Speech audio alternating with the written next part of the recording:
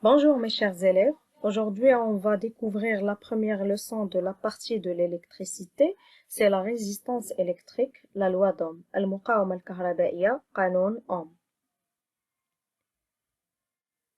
Vous vous rappelez, vous avez déjà vu en première année du collège la leçon de la résistance électrique. Pour cela, on va commencer par un petit rappel sur la notion de la résistance électrique, puis on passera à la deuxième partie, qui est la partie la plus importante dans cette leçon, c'est la loi d'Ohm.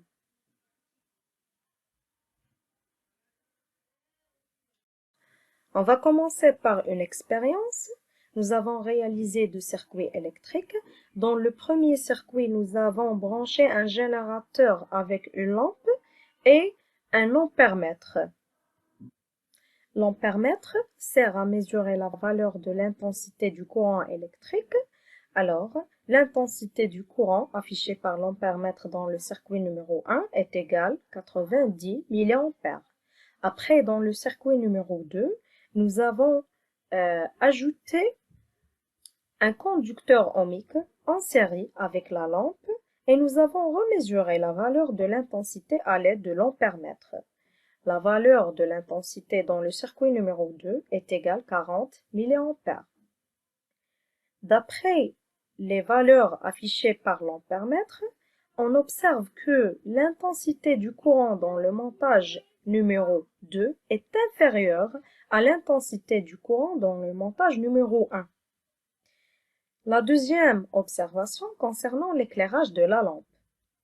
L'éclairage de la lampe dans le montage numéro 1 est plus fort que celui dans le montage numéro 2.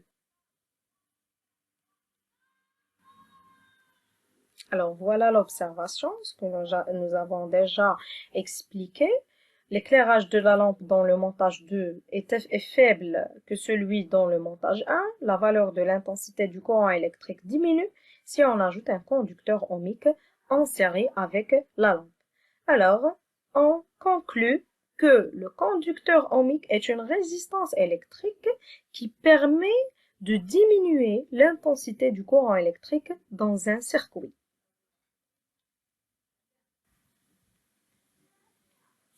Le conducteur ohmique est caractérisé par une grandeur appelée la résistance électrique et symbolisée par la lettre R et son unité est l'ohm de symbole oméga. Et voilà le symbole normalisé d'un conducteur ohmique. On dessine deux bornes qui sont identiques parce que le conducteur ohmique est un dipôle non polarisé, c'est-à-dire qu'il a deux bornes identiques. Et on dessine un rectangle et on écrit par la suite la lettre R. On peut même ne pas écrire la lettre R, on peut juste dessiner le rectangle. Plus la résistance présente dans un circuit est grande, plus l'intensité du courant électrique dans ce circuit baisse. Deuxième partie, la loi d'Ohm. Dans cette expérience, nous avons réalisé un circuit électrique comportant un générateur, un interrupteur, des fils de connexion, un ampèremètre, un conducteur ohmique et un voltmètre.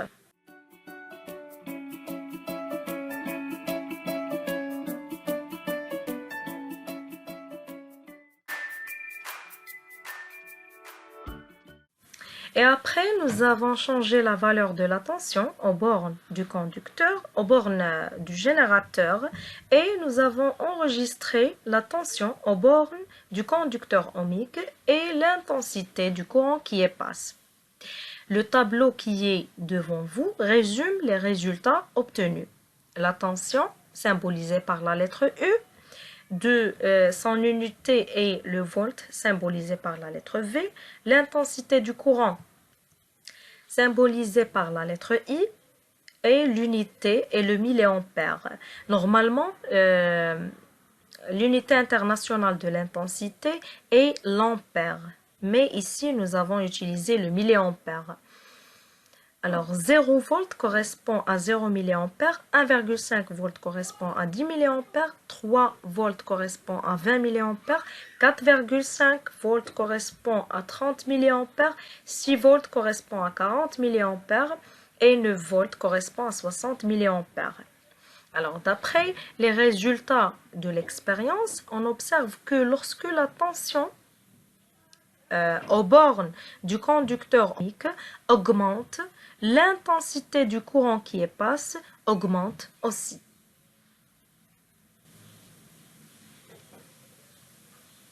Après, nous avons tracé la courbe de la variation de la tension en fonction de l'intensité du courant électrique, c'est-à-dire U, la tension, U égale F de I, l'intensité. Et nous avons obtenu une droite qui passe par l'origine du repère.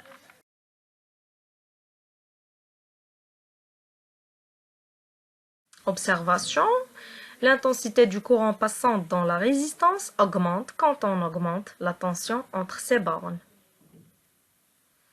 La courbe obtenue, c'est-à-dire la représentation graphique U égale à F de I, est une droite qui passe par l'origine du repère. Cette droite est appelée caractéristique de la résistance.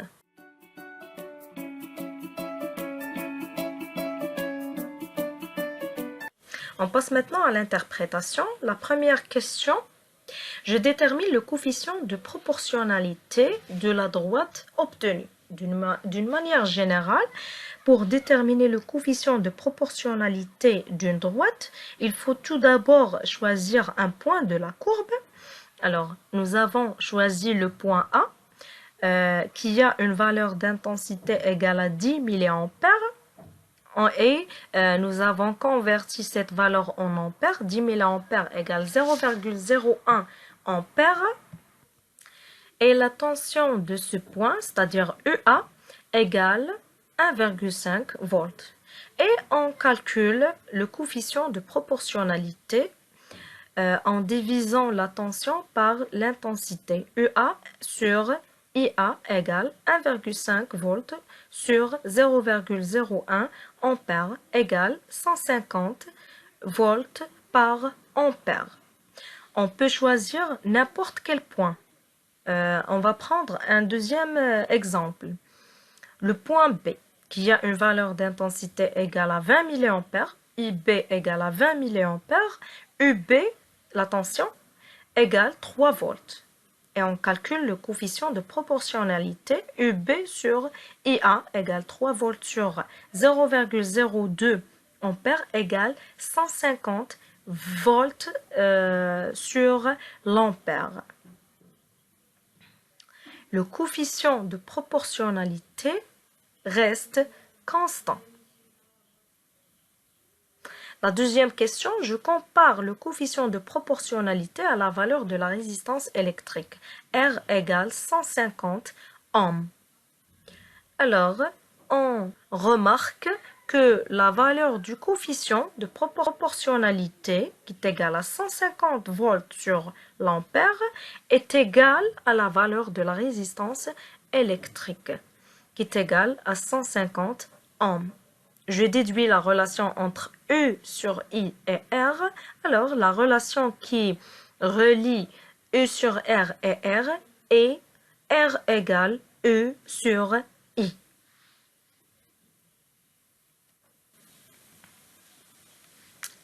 Conclusion, pour un même conducteur ohmique, la valeur E sur I reste constante. Cette valeur représente la résistance. R égale E sur I. Voilà l'image du physicien allemand appelé Georg Ohm, qui a été le premier à trouver une relation mathématique qui relie la tension U, l'intensité du courant électrique I et la résistance électrique R d'un conducteur ohmique. Cette relation est appelée la loi d'Ohm. Voilà l'énoncé de la loi d'Ohm. La tension E aux bornes d'un conducteur ohmique de résistance R est égal au produit de la résistance R et l'intensité I du courant qui le traverse.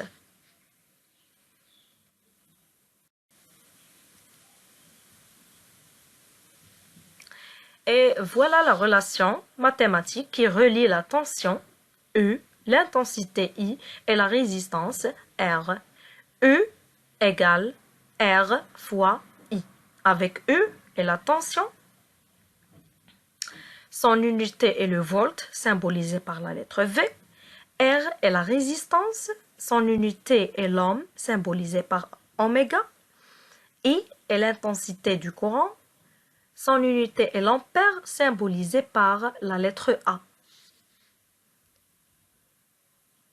Et à partir de cette loi, ou de cette relation mathématique, c'est-à-dire la loi d'Ohm, on peut déduire la résistance et l'intensité par les relations suivantes. R égale à E sur I et I égale E sur R.